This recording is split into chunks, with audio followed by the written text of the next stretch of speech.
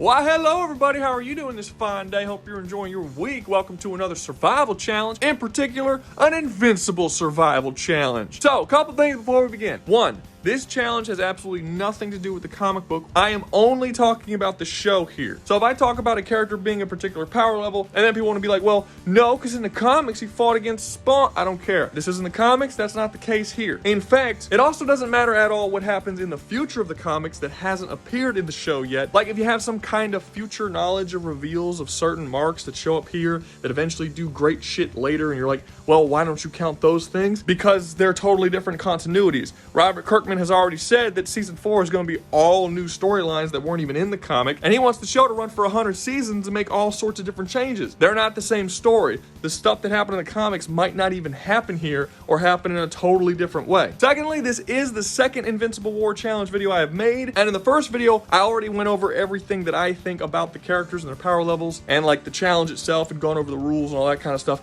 so I'm not going to repeat myself here. If there's things you're not sure about or you have questions or something like that, just go watch that first video. It'll probably answer a lot of those questions. Look on down in the pinned comment for the link to the Discord. Over there, you'll find everything from D&D sessions, art competitions. We have a writer's corner for people who want to share their stories and get feedback. All sorts of crazy stuff. Go on down there if you're interested. And remember to like, subscribe, comment, share, and join the membership. Remember, if you join the membership, you get videos early. But I'm wasting up your time.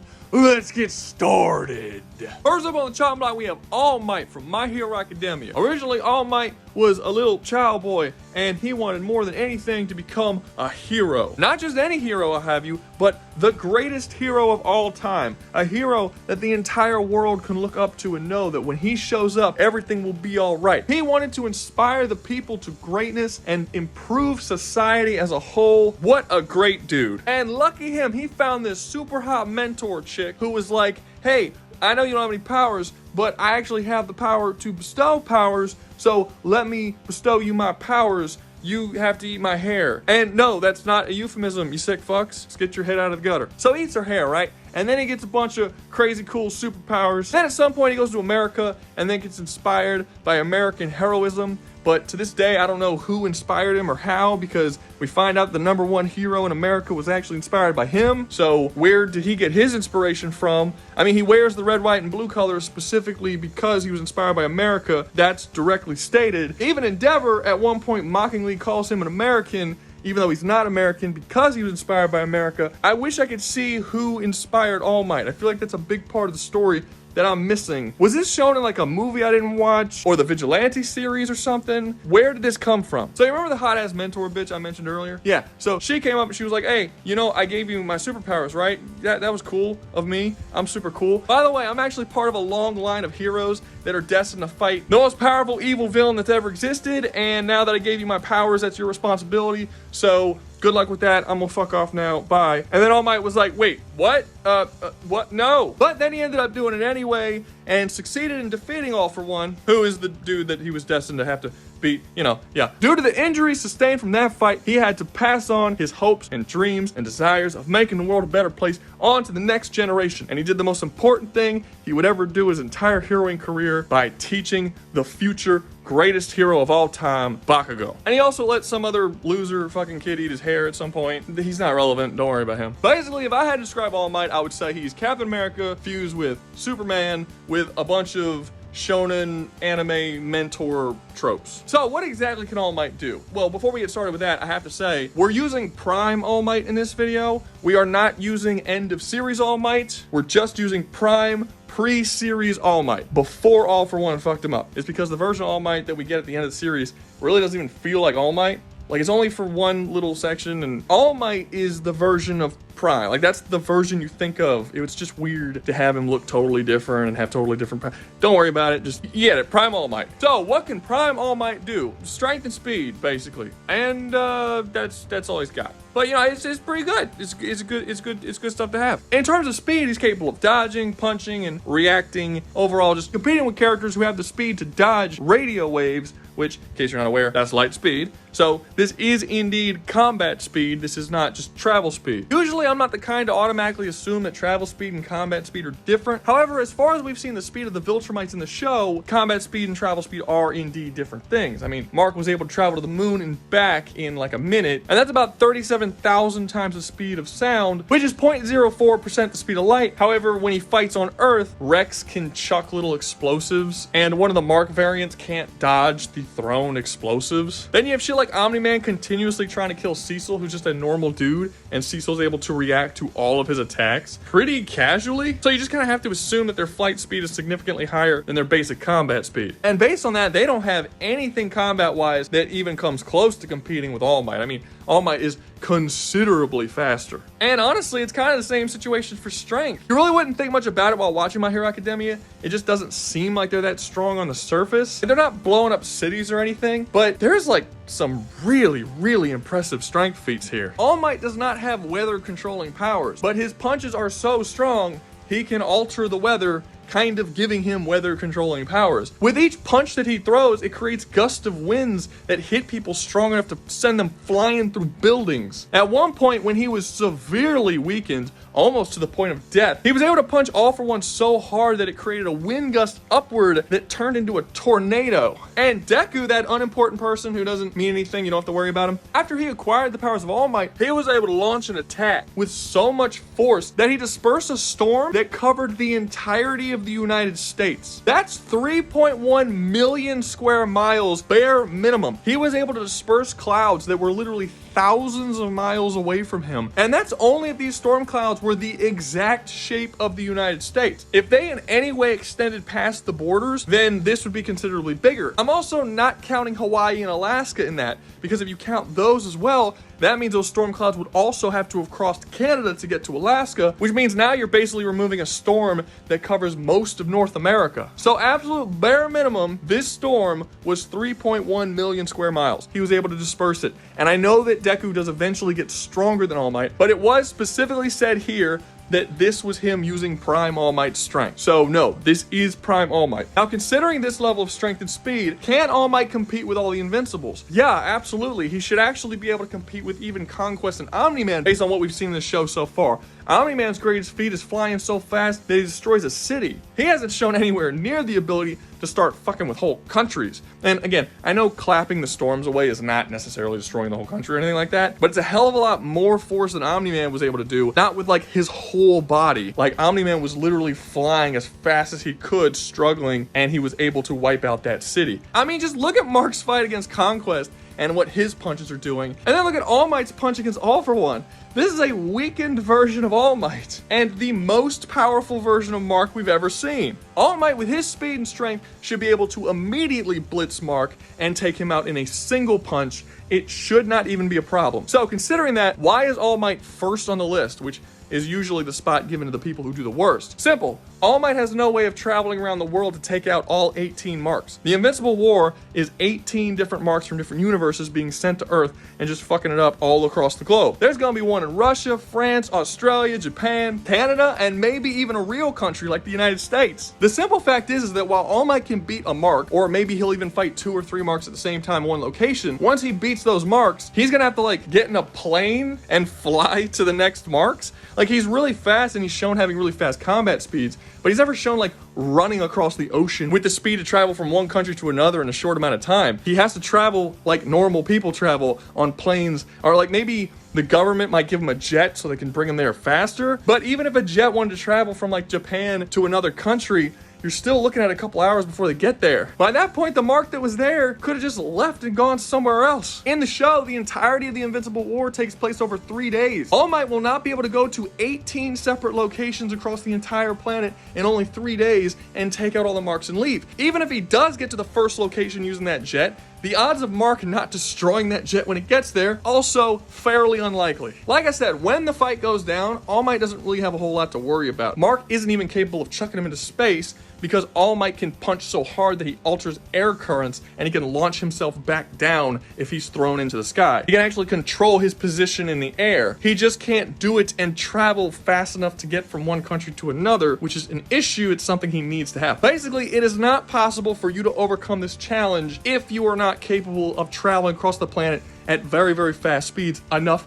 so that you can intercept all of these marks and stop them from what they're doing. So, will All Might survive? Yes, but he's not going to be able to stop the Invincible War, and there will be millions and millions of deaths. So survive the war, yes, but also fail to stop the war. So, you know, still not great. Next up, we have Denji from Chainsaw Man. So Denji is a character who life just fucking hates. Like, no one, like, look, if you're a small child boy and you have to sell your testicle on the black market to pay for a mafia that keeps threatening to kill you, life doesn't fucking like you. That's Denji's whole situation. His dad was a deadbeat who was in for the mob, and then he dies. And then the mob comes to Denji, who's like 10 years old. He's like, you're gonna pay us, or we're gonna come and kill you. And Denji's like, okay, well, I guess I'm just gonna die now. But then Ponchita shows up, which is this little chainsaw devil dude, and Ponchita's about to fucking die. So Denji sees this as an opportunity. He's like, look, I'll like feed you my blood and save your life because demons need blood to heal themselves. But we're gonna make a contract. I save you,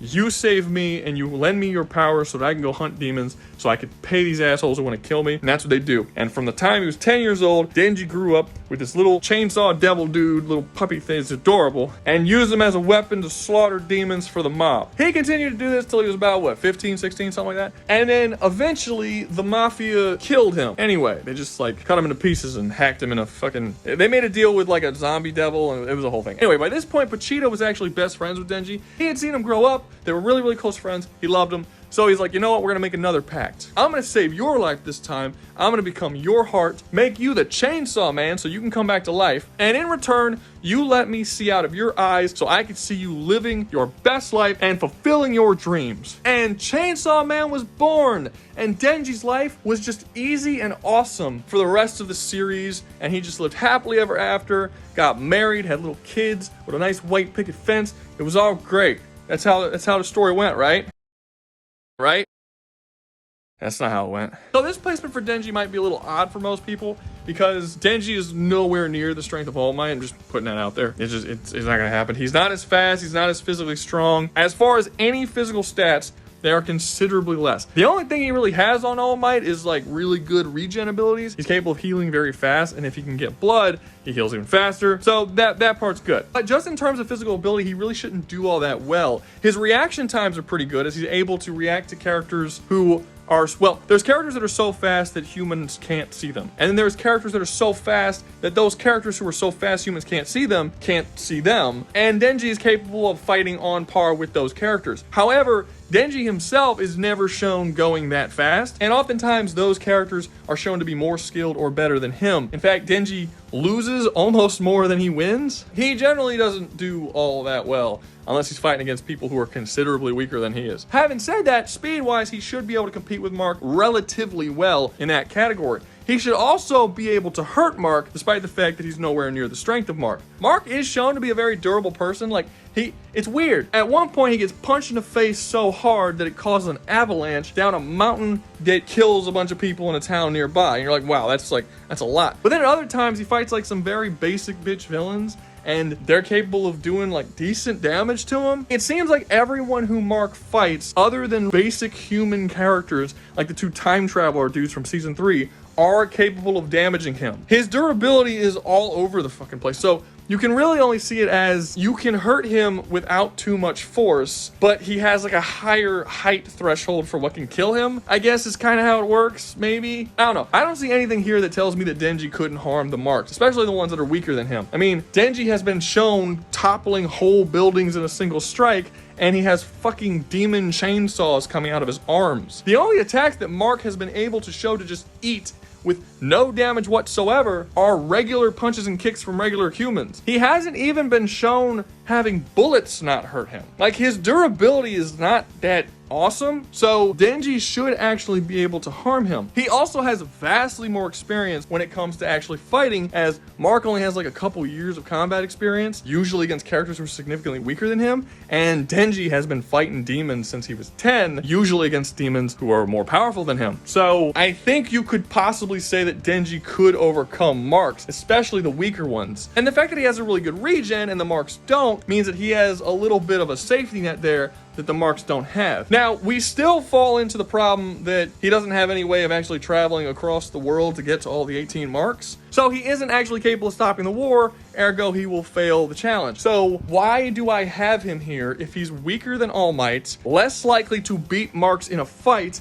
and is also stuck to one continent and can't go around and actually stop the war? You'd think he would be lower. He's just a shittier All Might. Well, no. And that's because of one very unlikely scenario, but it gives him a percentage chance of winning. Even if that percentage is 1%, that's more than All Might got, because All Might just straight up can't do it. And that is Ponchita's Devilman form. Not only is this Devilman form considerably more powerful than Denji's, to the point that he actually is significantly faster than Marks and will have no problem blitzing them, but he's also much, much stronger to the point that he could fight all of the Weapon Devils and the 4 Horsemen of the Apocalypse, none of which Denji can actually take on one-on-one except for a couple of the weaker Weapon Devils. But the main thing that would help him possibly complete this challenge that is, I will admit, unlikely, but maybe. Well, okay, so it's unlikely for 2 reasons. One, it's unlikely because it's very unlikely that Denji will actually turn into this version of Chainsaw Man. The only way for Denji to become this form is that he has to basically lose all hope in life and be miserable and just not want to live anymore, because that was the deal he made with Ponchita. Denji is only in control as long as he's living his life happily and enjoying himself. If he becomes miserable and no longer wants to live, he breaks the deal with Ponchita. Ponchita takes over, and he is a significantly more powerful Chainsaw Man than Denji is. So this form won't even come out unless Mark can actually get him to the point that he's that miserable, which I don't think Mark has the ability to do. I mean, Denji has literally lost basically everything throughout the course of this series, and it still hasn't happened. Like, he's only been able to turn into that version of Chainsaw Man twice, and it's usually because very, very fucked up shit happens to him. The entire plot of part 1 of Chainsaw Man was Makima realizing that she couldn't make this dude miserable to have Ponchita come out, so she had to build him up to make him as happy as possible and then rip it all away. The whole plot, like 90 something chapters, were all devoted to try and get Ponchita to come out. Like, I just don't see Mark doing this on accident. Where we are currently in part 2 of the manga, there's only like one person that's even alive that Denji likes. And I don't know if killing that person is even gonna be enough to have Ponchita come out. So this is very unlikely this will happen. The second very unlikely thing is that it is possible, maybe, that if Ponchita's version of Chainsaw Man eats one of the marks, because Ponchita's version of Chainsaw Man has the ability to eat devils, and devils are like conceptual beings, they are tied to the fear of whatever it is they're the devil of. So the Chainsaw Devil is tied to the fear of devils. He is the concept of devils made real. If he ceases to exist, chainsaws cease to exist, and the fear of chainsaws, and everyone's memory of chainsaws. Chainsaw Man has the ability to eat devils and erase them, and erase the concepts that are tied to them completely from existence. It might kind of, maybe, probably not, but possibly be possible that if the Ponchita version of Chainsaw Man ate one of the marks, he could maybe erase all of the marks from Earth and completely end the Invincible War in a single fight. Now, there are some issues with this. Mark is not a conceptual being that is tied to all of the other versions of Mark. Is it possible that he'll eat Mark and he won't erase all the other marks because they're not conceptual beings and that's not how they work? Yeah, that's possible. We don't really see Chainsaw Man eat regular people. We only really see him eat devils. But every single thing he's eaten, he has erased that whole concept from existence. So this really depends on just how powerful Chainsaw Man's eating conceptual eraser ability is. Does it work on literally anything he eats? Like, if he eats a Game Boy, does he erase the concept of all Game Boys? Or did he just eat a Game Boy and it didn't do anything? Does this only work if he eats conceptual beings? Or just anything? We don't really know. I think he ate a burger once when he went on that date with Kobeni and he like forced her to drag her around a date. Like, did he not eat? He may not have ate. I don't remember. Anyway, point is, Denji's success in this is entirely based on the very unlikely scenario where Ponchita comes out, and then the possibility that is not really that good of a possibility that maybe he can eat Mark and that might erase all the other marks. But it's also very possible that he'll just eat Mark and that's it. He just ate Mark and now it's one mark down and he still has the other 17 marks to go. So again, he's over All Might because the possibility exists, but it's far more likely that All Might will do better. The only reason All Might's not here is because All Might can't possibly win and Chainsaw Man can. Does that make sense? Yeah. Next up, we have Aric of Dacia from XO-Manowar. This is Aric, right? Like, it's spelled like A-R-I-C, kind of like Eric is spelled E-R-I-C, but I think it's Aric. I've never heard it been said before. Nobody talks about this guy. I just read it. I don't know. Aric, fine. So I'm actually looking forward to talking about this one, mainly because nobody really does talk about this dude. Like, why doesn't... I mean, he's pretty cool. He's like the main character in Valiant Comics, but I never hear anyone talk about him. And it's a very cool premise for a character. So Aric of Dacia was the son of a blacksmith, and like his uncle was like heir to the throne or something, so he was kind of sort of in line to be king, maybe, even though he was only the son of a blacksmith. It was like a whole thing. So as he was growing up, he was preparing for the possibility that he might be king, and he was training with this dude known as the Eternal Warriors, like the greatest warrior who ever lived in the Valiant universe. So he becomes a very, very skilled fighter, and then eventually becomes a soldier. Everything's going all well. And then eventually, aliens invade and kidnap him and take him off world and start like probing him and torturing him and doing all kinds of fucked up shit on this like medieval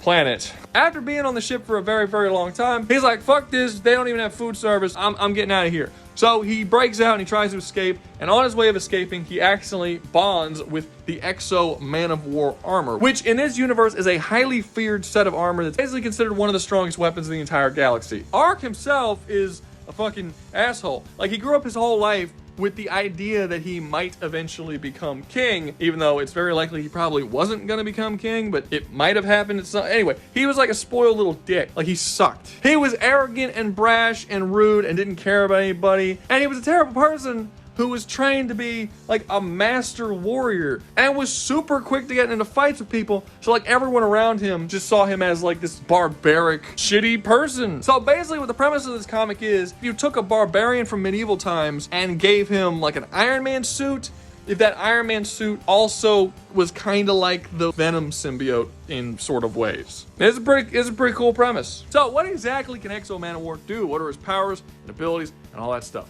And he could do so much. I am not going over all of it. The XO-Manowar armor is basically one of those things that is constantly adapting and acquiring new abilities to whatever situation Aric needs it to, which means over the course of all of his comics, of which he's been around for quite some time, it would take forever. But I will go over his main go-tos and some of the ones that will be super helpful for this particular situation, because a lot of his powers just straight up won't be helpful. Technomancy is not going to do anything against the army of Marks, right? You see what I'm saying? Like, the fact that the XO-Manowar suit just constantly expels radiation that's enough to give humans cancer, that's not really gonna matter when he's fighting a Mark for like 5 minutes, you know? Even if it would kill him of cancer, which it wouldn't because it's a Viltrumite, it's just not relevant. But the things that actually are relevant, you have, well, obviously the whole strength and speed thing. Well, I guess we'll go over that first. Why not? Speed-wise, he's pretty fast. Even without the suit, he's capable of dodging bullets after they're fired. With the suit, he's actually capable of seeing the bullet fly at him so slowly that he can actually cut it in half mid-flight. Travel speed-wise, at one point, he was able to travel 4.3 light years in less than a day. That is considerably faster than anything Mark has done up to this point. So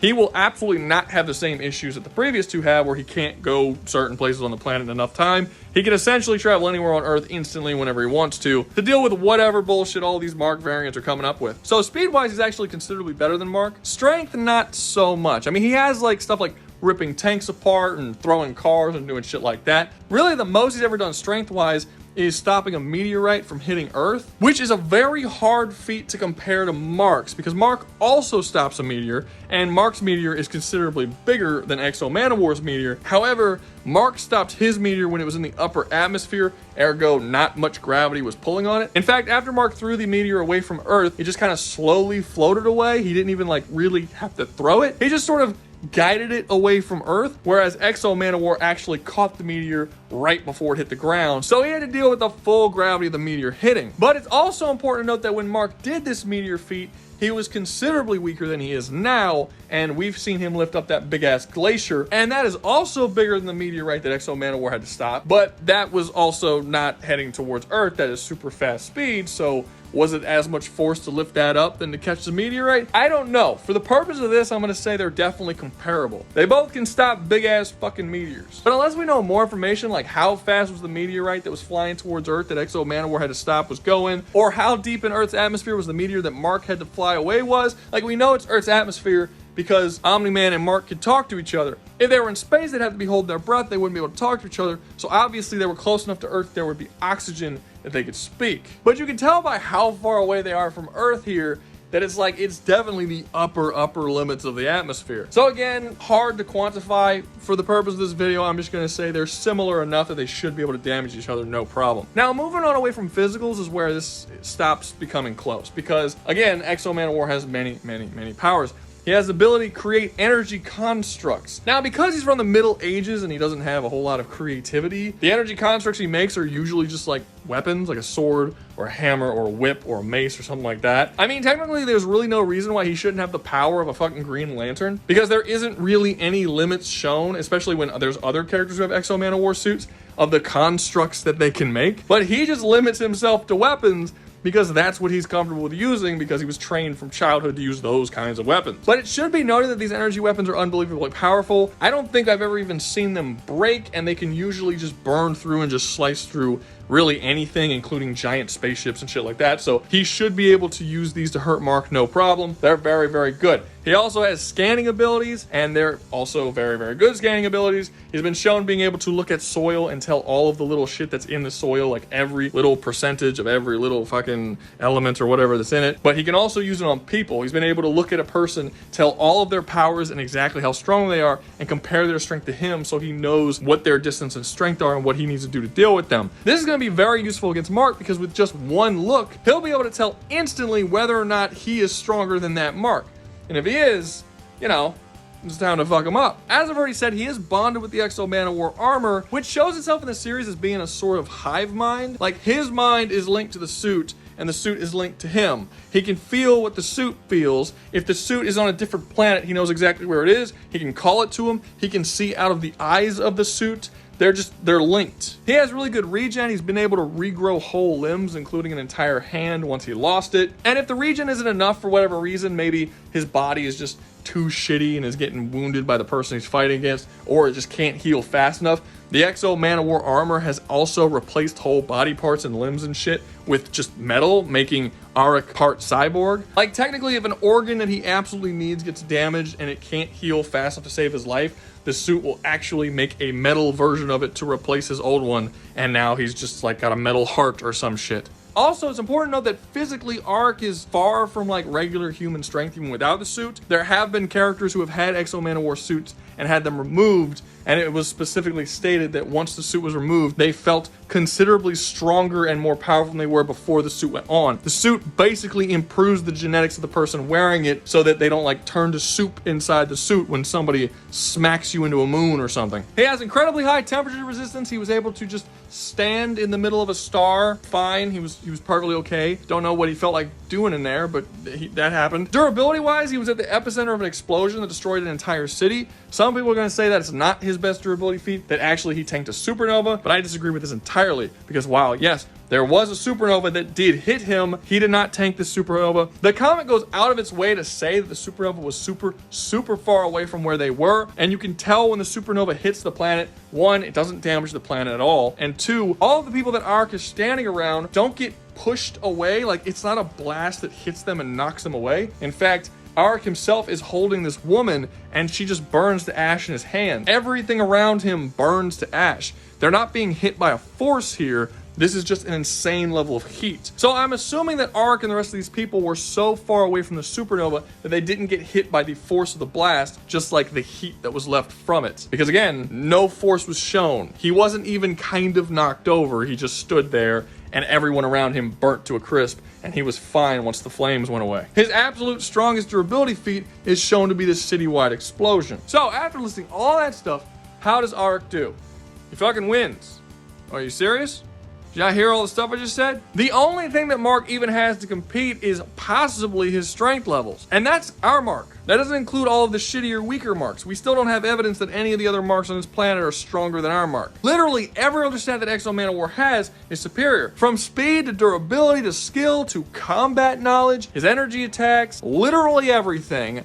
I don't see any way that Mark could survive here. And the fact that XO-Manowar can travel anywhere on the planet basically instantly to wipe out all the Marks that he wants to wipe out. In fact, if he wanted to, he can literally just see out of the eyes of all the satellites surrounding the planet and know exactly where every single Mark is anywhere on that planet. Means he doesn't even have to waste time trying to figure out where people are. He can literally just go to all 18 locations, kill them all very quickly, and he'll be done. Like, he's good. He's got nothing to worry about. He fucking destroys this challenge. Last up, but certainly not least, we have Dr. Solar from the Solar series. And I'm just gonna be honest with you right now, I'm not going through this dude's backstory because he's got fucking 5 of them. Dr. Solar has been owned by 5 different publishing companies, and every single one of them decided to give him his own origin story. This dude has been owned by Golden Key Comics, Dynamite Comics, Valiant Comics, Dark Horse Comics, and Acclaim Comics. I bet you never even heard of that one because I sure as hell haven't. They didn't even have the goddamn common courtesy to keep his first name the same. He's been called Dr. Philip Solar, Dr. Raymond Solar, Dr. Selensky Solar. His powers are even different. Some versions can control all forms of energy. Some versions only have nuclear energy.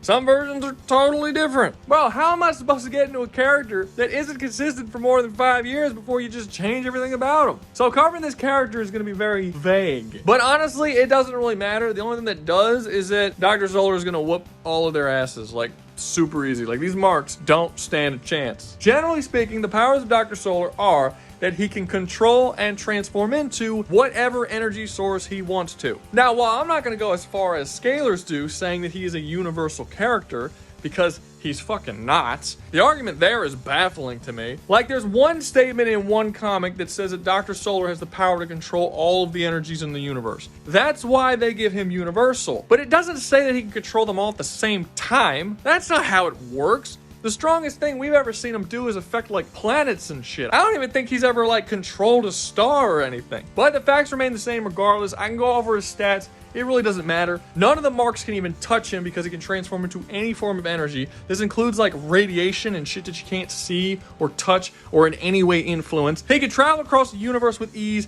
At one point, he grew to the size, like, that he was bigger than Earth, and he held Earth like it was a beach ball. That alone makes him more powerful than any character in all of Invincible. He could single-handedly fight all 18 marks at the same time, beat them all. Actually, he could take on 1,000 marks, or 10,000 marks. It really doesn't matter. Give an unlimited number of marks, he will beat them all. They can't physically touch him, and he can one-shot them. Now, you're probably wondering, if Dr. Solar is so powerful, why did I even put him in this challenge? And I put him in challenge the same reason I put a lot of characters in this challenge, because I want to talk about a character and I like to introduce people to new things that they never heard of before. However, I thought this dude was passed around twice. I didn't know about the other 3 times. I had no issues talking about and recommending people read a new comic about a new character when I thought he was passed around twice. When I found out he was passed around more than your mother, that makes it a far more difficult recommendation. I don't know, man. I don't, fuck. He's gonna win, okay? He's gonna win with ease. It's gonna be super simple. He can literally use all different energies on the planet, like even wireless energies, like from your cell phone, to find out where all the marks are, immediately go to them, because as long as they're surrounded by energy, he can just pop right there next to them, kill them all, super easy. Not even gonna be an issue for him. If there even was an issue, it would be how of the near infinite ways would he kill each one? Because he can only choose 18 ways, and he's got thousands of ways. This is a bad pick. This is a bad pick for the video. I'm sorry. I'm just as upset about this as you are. Thumbs down the video. It's fine. It's okay. I get it. But I will say this: you should totally check out XO-Manowar, because that actually is a pretty cool series. You see this selfish, crappy asshole become like a good person over time, and then he gets married, and he has a son, and then he actually kills his son because he's not aware that his suit projects radiation, and then his marriage falls apart because she blames him for killing his son, and then he moves on, he gets all depressed, and then he ends up having a daughter, and he doesn't kill this one. It's a whole thing. It's pretty good. Go check it out. But that's going to be all for me. Hope you enjoyed the video. If you did, make sure to like, subscribe, comment, share, and join the membership. Remember, if you join the membership, you get videos early. And always remember, y'all stay safe out there, you hear?